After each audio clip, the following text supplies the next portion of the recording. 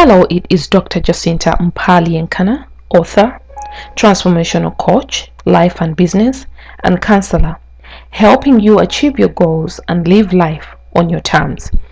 Now, in this week's recording, I'll be speaking about how negative karma is created, and how you can avoid it so that you can save your soul.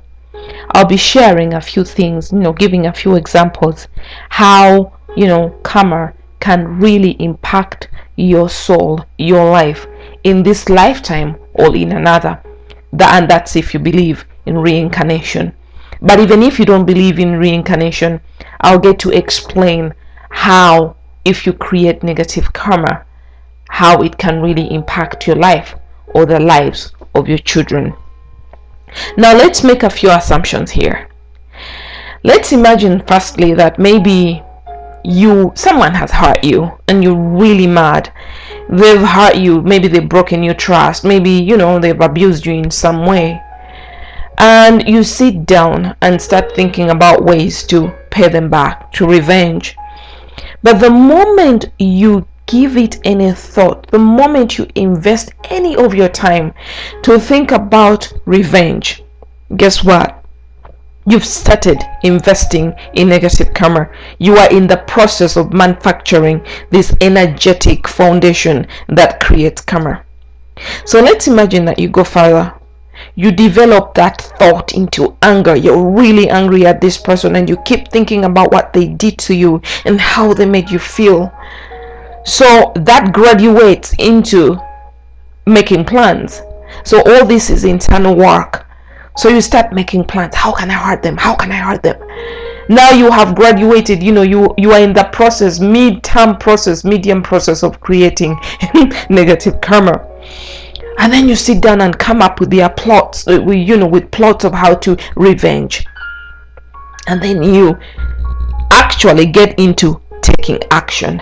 Maybe you could go and put a nail in their tire or whatever else you do to feel like you've got even. You are righteous, and you are right. They've hurt you, so they deserve to feel the pain.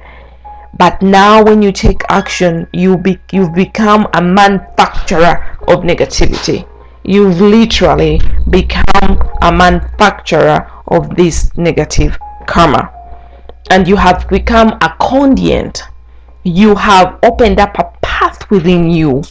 You have exposed yourself to the production of this negativity. You become like a production plant to negative karma. Now that is scenario number one.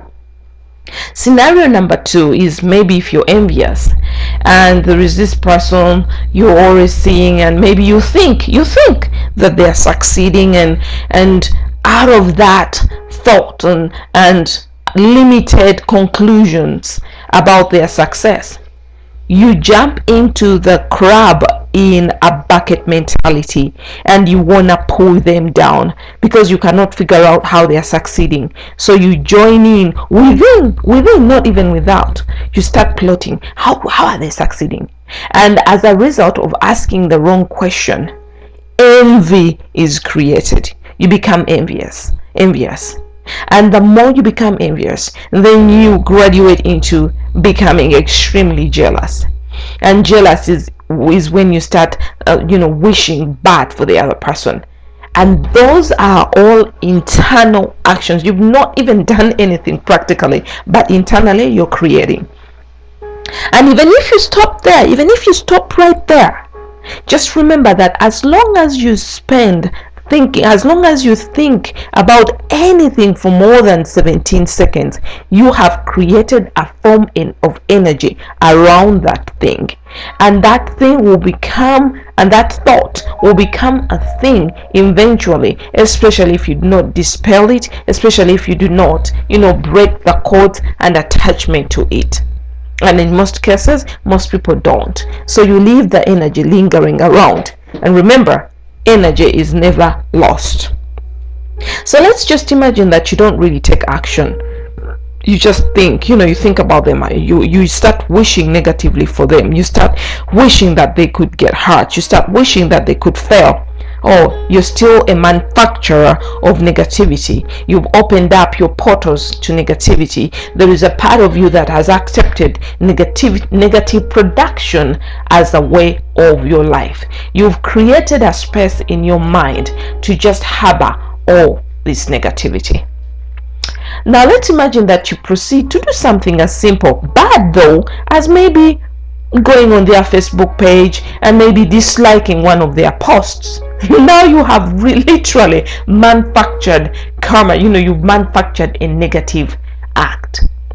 And remember, where focus goes, where attention goes, something is already being created. Nothing moves if nothing happens. Nothing happens if nothing moves. So if something happens, if something moves, then something has to happen. Now I will dissect it down even further. I will dissect that statement even further. Because you have now acted, you have gone further than your inner world, than your thought processes, to actually do a simple act as disliking someone's post. What you have done is you've created a profound energy. You have become a manufacturer of a product, and that is negativity. And because you've focused on that to that extent, it doesn't matter how long it takes for you to produce that. The brain has already started looking for ways to manufacture more of that. Now let's go to step number 2, or to the next step in the process of producing negative karma. Now let's just imagine that the people you've hurt in scenario number 2 probably don't even have any idea that you're envious or jealous, or you had all these negative thoughts about them, or you are the one who disliked their their posts, and they don't know what's going on. So they go within, they cleanse, they let go, they forgive, they send out love. That energy does no longer recognize them. They've blocked that energy from their internal world. And that bit of energy lingers, because remember, energy is never lost.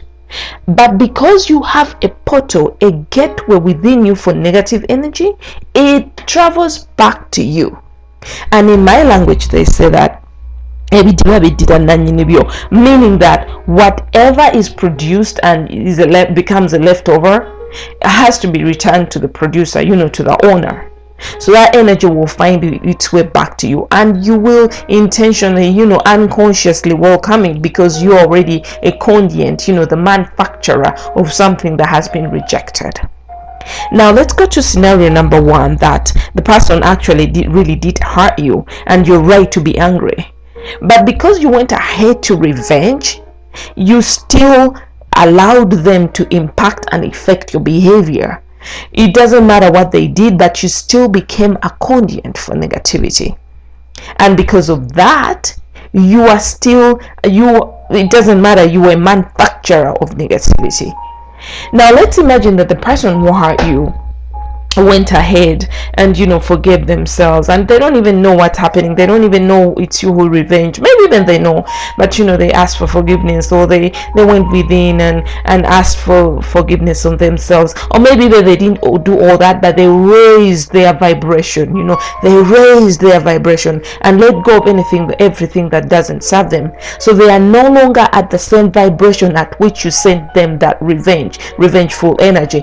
That means that they no longer recognize what you sent them, and guess what? That energy, it won't be lost. It will linger back to you, the manufacturer. Now moving on to part 3 of the process. Now if this energy moves back to you, you might not necessarily experience negativity in this lifetime.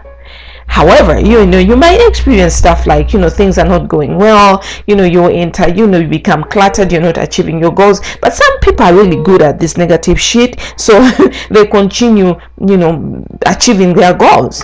However, there is a part that you've forgotten: reincarnation.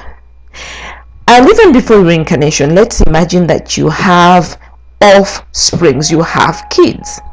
Now, if this energy is not active and it's redundant, it will find a way to be active. So it might go through your codes to your children. And can you imagine you struggling in pain, in frustration, seeing your children struggle, abused, being hurt and sad, and you have absolutely no idea what's going on, and you have absolutely no idea why they're struggling or suffering?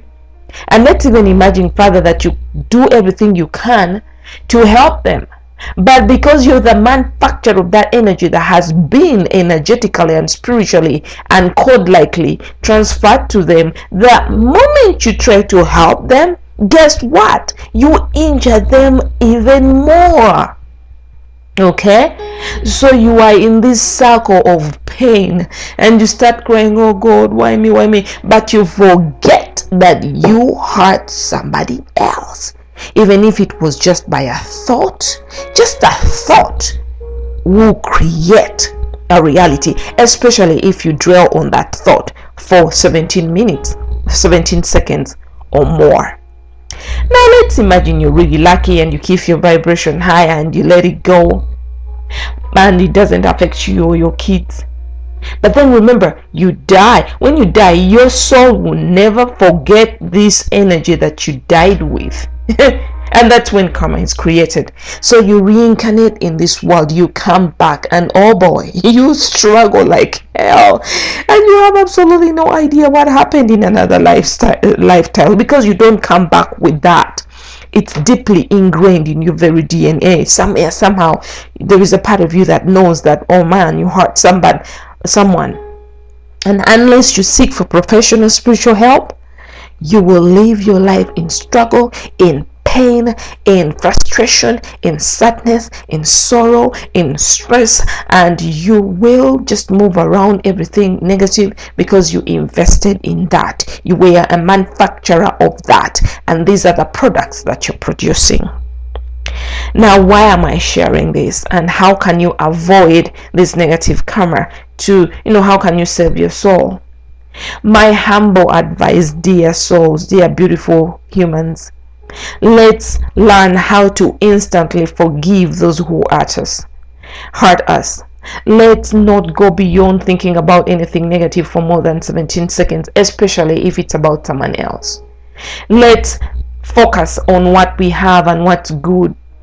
Let's change ourselves one by one. Forgive every single day. And if we can do that, then we can be better people. There will probably be no more wars. There will probably be no envy. There will be no witchcraft, and that's in Africa. Even here, I don't know. There will be no manipulation of energy to hurt others. If we start changing ourselves one by one and infusing our inner world with love instead of hatred, with forgiveness instead of jealousy, with optimism and inspiration instead of competition, with creativity instead of whatever else is negative, then we are guaranteed to maybe live a happier life and also create a happier life for our children and the generations to come. Now, thank you so much for listening to my session this evening. If you are in need of any mindset healing or empowerment or emotional freedom from abuse and stress and addictions and codependence, please don't hesitate to contact me so that we can schedule a 30 minutes free consultation. And even if you don't do that, I know this will help you. And in the interim, I'm sending you God's love and light.